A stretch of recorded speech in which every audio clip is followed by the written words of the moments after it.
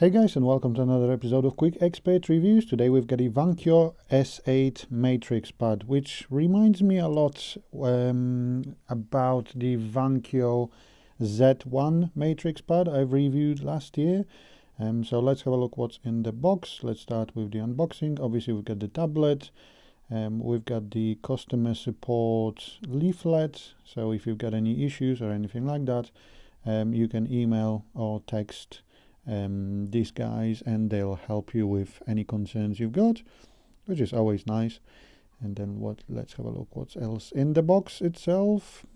Okay, so we've got like a quick start guide which explains to us where everything is located, what every button does. It's not like there are overly many buttons that we wouldn't know, but yeah, that's that. Then we've got the standard charging cable, which I believe is a micro USB. Yes, it is, just to kind of keep the costs low. And speaking about costs, the device itself costs £74.99, so it isn't overly expensive. And then we've got the actual full manual as well, which is really decent considering like, you know, the elderlies or elder relatives that could probably benefit from that, and they wouldn't know how to operate the device or where to find the manual online. So that's pretty convenient, and it comes in 6 languages as well. So that's that. Let's have a look at the actual tablet itself. So we've got an 8-inch device with 2 cameras, one on the back, one on the front. I'll cover the specs later on. It's made of plastic and it's quite of a fingerprint magnet, and that was a speaker as well. So that's that. We've got a volume, we've got a power button, volume down, volume up on the side. Then, if I believe correctly, yep, we've got the headphone jack on the very top. Then we've got a tray for a memory card, and it also says SIM cards. Now let's have a look if there is an actual SIM card slot in here. And no, it doesn't look like there is one. Okay, so it does come probably does come with a SIM card slot as well, but this unit only has a memory card slot. So this device can be upgraded up to 100 with a 128 gig memory card, and the actual internal storage of the device is 32 gigs. That flap is a bit fiddly. Will take me a while to put it back in place. And then we've got the charging point next to it as well. Nothing on the side, nothing on the bottom, because the speaker is on the back, as I've showed before. So yeah, that's that. We do have some sort of a screen protector already on the device itself. And then let's crack on with the actual tablet itself. So I have to admit that an 8-inch display, IPS display, it's actually really nice. Really, the colors are really saturated, not overly saturated, pretty decent. I'll play some videos later on and play some games just to show you how it looks, but overall the first impression is really, really good. We are running on Android 9, and let's have a look. Okay, security update November 2019. It isn't overly old, but obviously something a bit more up to date would be nice. Then when it comes to gestures, we've got a double tap on the power button to jump into the camera. Not that you're going to use the camera a lot, but it is there if you'd like to. Then what else we've got in here? Nothing brilliant. We've got a digital well-being and parental controls, which is handled by obviously Google Android. Works really well. You can set up timers for certain apps, you can block certain apps, you can set pin codes for apps and so on. So for example, if you want your kid to watch YouTube for 2 hours, you can set it up over there.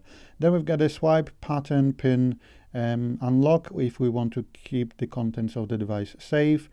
Storage, like I said, we've got 32 gigabytes of internal storage, but if you'd like to, you can expand it with a memory card up to 128 gigs. So that's nice.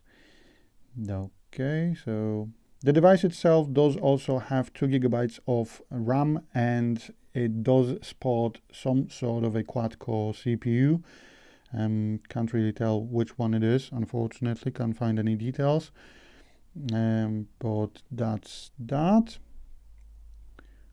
schedule power on and off if you want to save the battery overnight. If you're not going to use it overnight, you can schedule power on and power off. So it's going to turn off, let's say, at 10 o'clock in the evening and then power on at 7 a.m. If you'd like to, when it comes to display settings, we can set up, for example, what's called a display theme. So it's like dark mode, light mode. So it does support dark mode like any Android 9 device would. Then connected devices, we can pair it with Bluetooth. There is no NFC, not that you're going to use NFC on a tablet anyway. And then obviously there is Wi-Fi itself. When it comes to the camera, I would say it's kind of there. It's there if you ever want to use it. But the video recording capabilities, for example, are 720p at the front and at the back.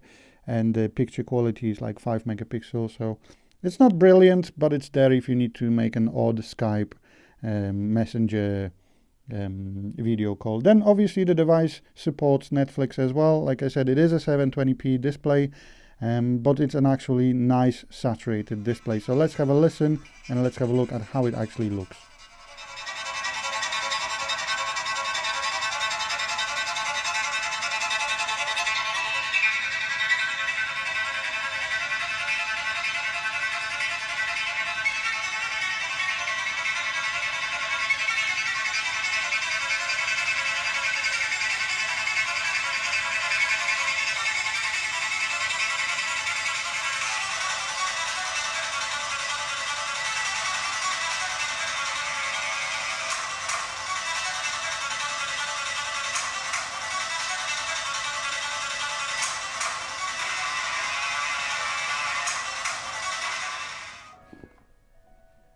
And then when it comes to the battery life itself, we've got a 4000 milliampere hour battery.